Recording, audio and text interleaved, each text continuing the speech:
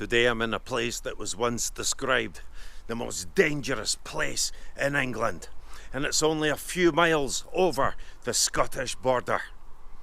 And it was a place that would hold a meeting of every important person in Scotland, and the most important person of that time in England.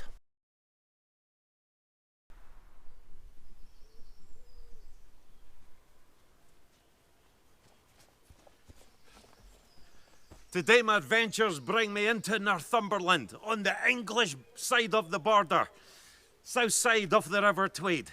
Before you, Norham Castle, magic, splendour, a royal castle. In 1291, the Bishop of St Andrews invited King Edward I, Longshanks himself, here to help prevent civil war. Scotland did not have a king. There were two main candidates, the Bruces and the Balliols. In order to prevent all-out war, Edward I would come here to choose who should be the king. His decision would change the course of Scottish history forever. Scotland was in a state of turmoil. King Alexander III was dead. Margaret, the Maid of Norway, had died in Orkney, en route to Scotland, and civil war was brewing. The Bishop of St Andrews would invite Edward of England to come up, keep the peace, and help choose a suitable king for Scotland. And he would do it here at Norham Castle. If we can just take a short break so I can thank you for your support for the channel. Please hit that subscribe button. It really helps strengthen the channel, and it helps me bring you more content. Please comment, like, share. I would love to hear from you.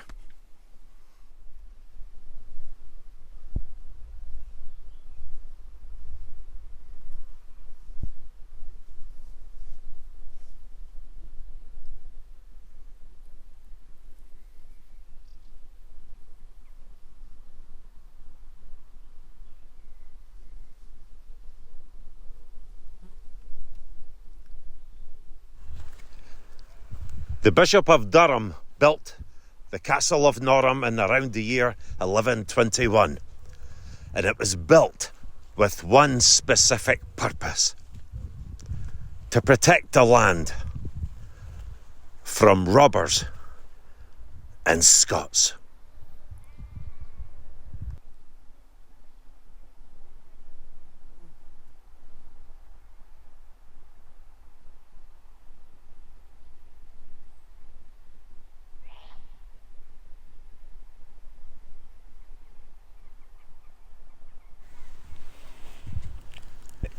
In the year 1136, King David I of Scotland set his sights on Norham Castle, and he came down here and he took it.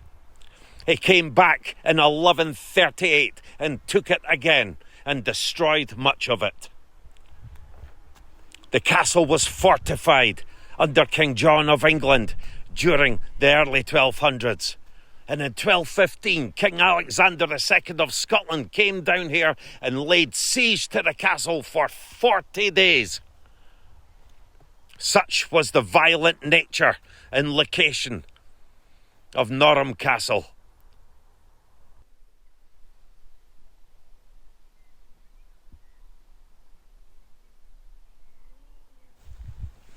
We only get a general idea of the scale and the magnificence of Norham Castle when Edward I came here in 1291. A royal visit was no small affair. It would undertake much preparation, and it was a huge political event where all these Scottish nobles, even although there were only two main contenders coming down here to Norham to voice their claims, the king's entourage, the preparations to receive the king, the army that Edward brought with him that would have surrounded the place. This was a turning point for the history of Scotland. I marvel at this place. I have been here so many times. I've even slept a night in here back in the day. But when I gaze up at this bridge over the moat that leads up towards the castle, here's the view from the gate down to the village of Norham. But when I think of the footsteps that came through this gate and headed up towards the great keep where King Edward was in residence with his royal entourage, my mind boggles. And I can only guess at the feelings of the nobles as they entered Edward's domain, where he was about to choose and make a political decision that would change Scotland for all time.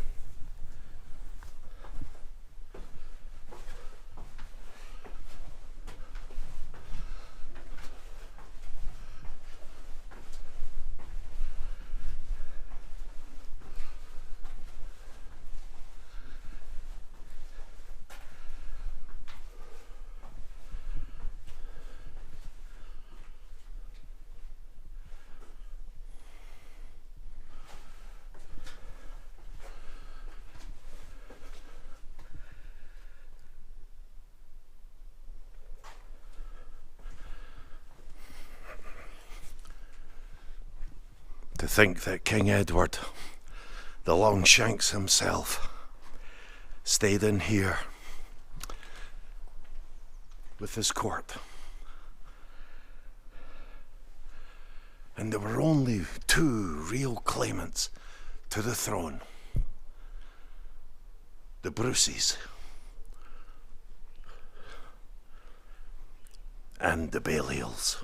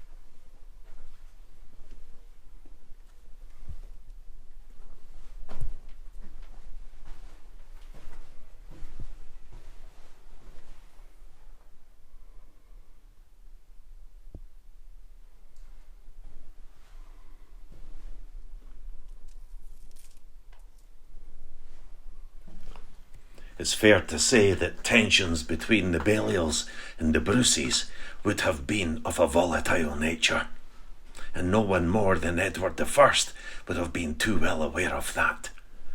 After all, prior to Edward being invited to arbitrate, the Bruceys, under the competitor, had attacked the Balliol lands. They had attacked the strongholds of Dumfries, Wigtown, and Bittle, and caused bloodshed. Robert Bruce, the competitor, was more than willing to take up arms for the cause.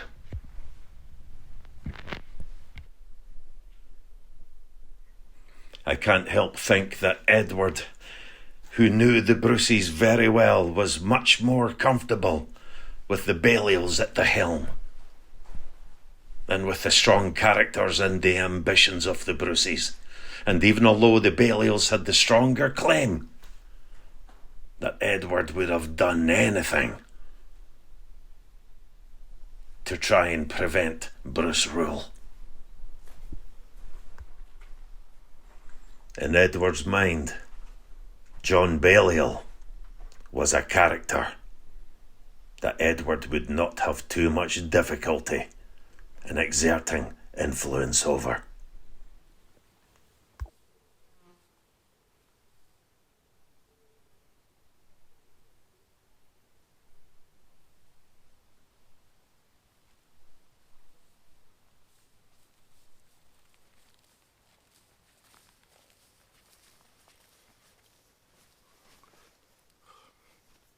The Bruces had claimed that Alexander III, should he die without lawful issue, not leaving an heir, that they would inherit the throne. Now, when they came here, Edward's demand was that they acknowledge Edward Plantagenet as feudal overlord of Scotland. Now, by the Treaty of Durham, they'd established that Scotland should remain free of itself and without subjugation, so the Scots were very cautious of this. But that sly old leopard, Edward, gave them 3 weeks to think about it. And they relented at Upsettlington Castle, which is directly across the Tweed. We don't know exactly where, nothing remains. But it was just a short way away. They swore fealty to Edward as their overlord. Some time later, at Berwick-on-Tweed, at the castle there, Edward leant in favour of John Balliol, and he was declared King of Scots. It's mind-boggling to think that they were all here in the castle at Norham. Now, Bruce's grandfather, the competitor, he was a strong character. I mean, he was assembling troops and he was ready to go to war with the Balliols mainly, because they were the main contender and they did have a strong claim. And to diffuse that, the Bishop of St Andrews invited Edward to arbitrate, but he chose. And it must have been really distasteful, and it must have left a really bad taste in their mouth. But he chose the Balliols over the Bruce.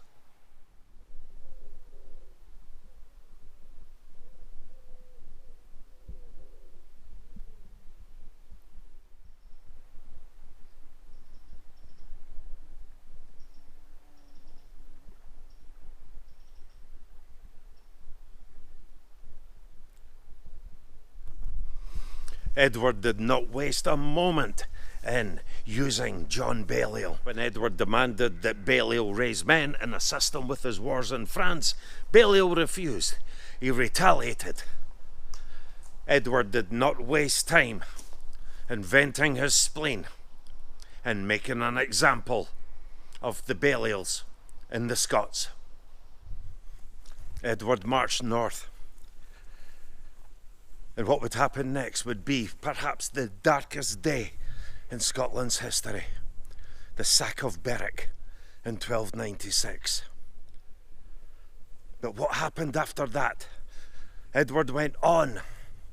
He sent his commanders on to the Battle of Dunbar, where the Scots were easily defeated. And as Edward was leaving, in his mind, the solutions of this land in the north, of this Scotland solved. Robert Bruce, the father of the future king, who perhaps had the belief that now that the Balliols were deposed, as it were, that the throne would be handed to the Bruces, approached Edward on the subject. Edward's reply would leave the Bruce in no two minds as to Plantagenet ambitions. Have we nothing else to do but win kingdoms for you? Robert Bruce the Elder did not need any translation on the meaning of that remark. There would be no Scottish king. Edward would not only be overlord, he would bring this land completely and totally under his control.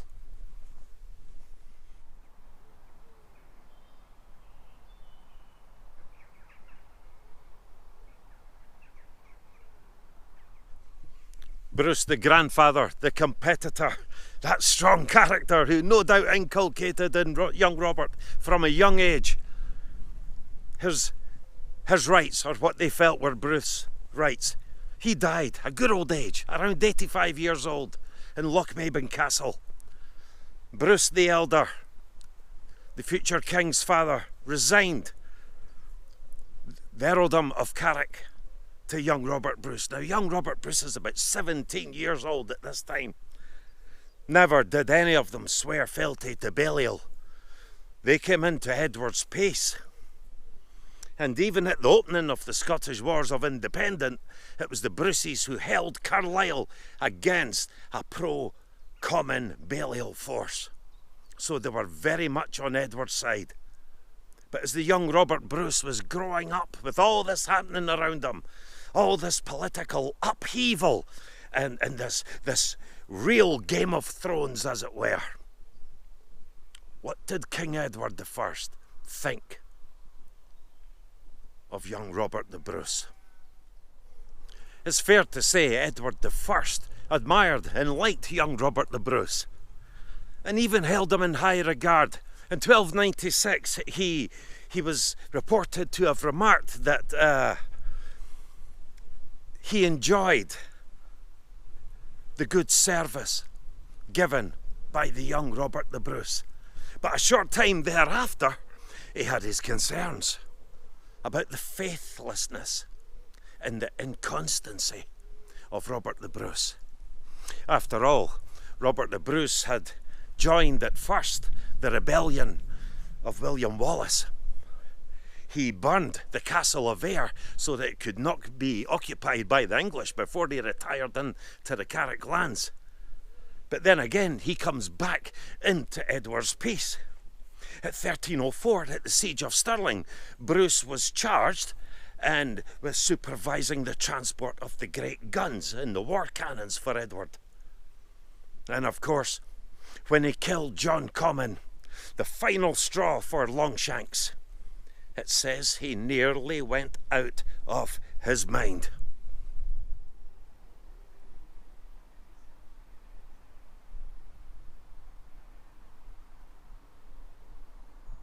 So Edward's concerns about young Bruce were to prove to be very real.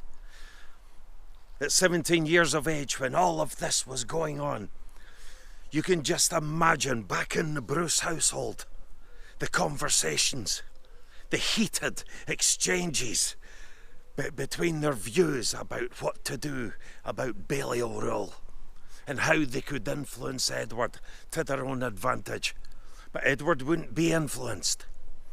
Once he had stripped Balliol and he became known as a tomb tabard, and he'd humiliated him, and in so doing humiliated the nation, the Bruce would have to take things into their own hands, and that's exactly what they did. Years later, in 1306, we know that Bruce took that step by murdering his rival. There was no going back then, and the choice Edward made here for his future ambitions for Scotland, they would never see fruit. They would never happen. Young Bruce would outlive him. Young Bruce would outsmart him. Young Bruce would set himself a path he could never go back on. But as they say, and as they said about Alexander, fortune favours the bold. So this is the magnificent River Tweed. I really love this stretch down here. Look at this. Absolutely beautiful. But what we're going to do is take a look downstream, because I don't think what we're looking for is up at this part. So we're just going to look downstream.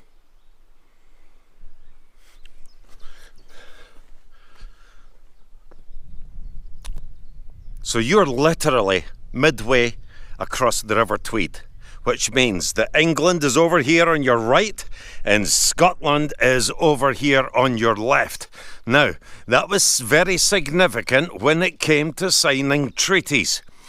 And Norham Castle, where we've just been, is away over that way, about a mile and a half. Now, up Settlington Castle was just along from Ladykirk, which we're about 2 minutes away from, somewhere within those trees there, on the left-hand side of the river, stood up Settlington Castle. It was host to King Edward I. It's where Scots nobles met, negotiated, came to agreements, and I dare say disagreements.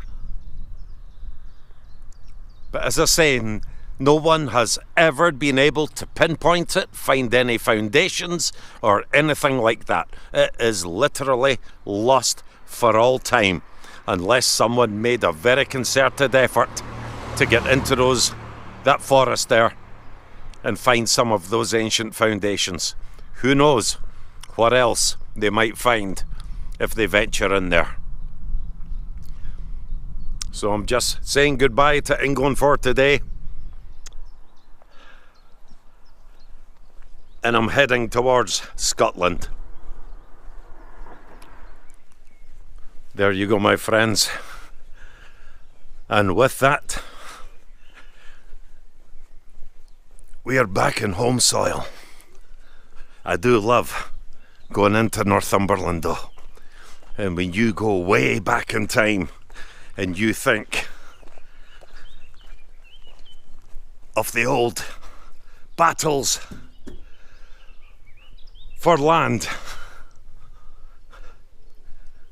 even Berwick, which was at one time Scottish, but it is no more. It's always fascinated me how on this side of the border, yes, people are Scottish. There's a fair old mixture here. And just over there, over the river, people absolutely identify as English. And there's a fair old mixture as well of Scots and English here. Back in Scottish soil until the next adventure.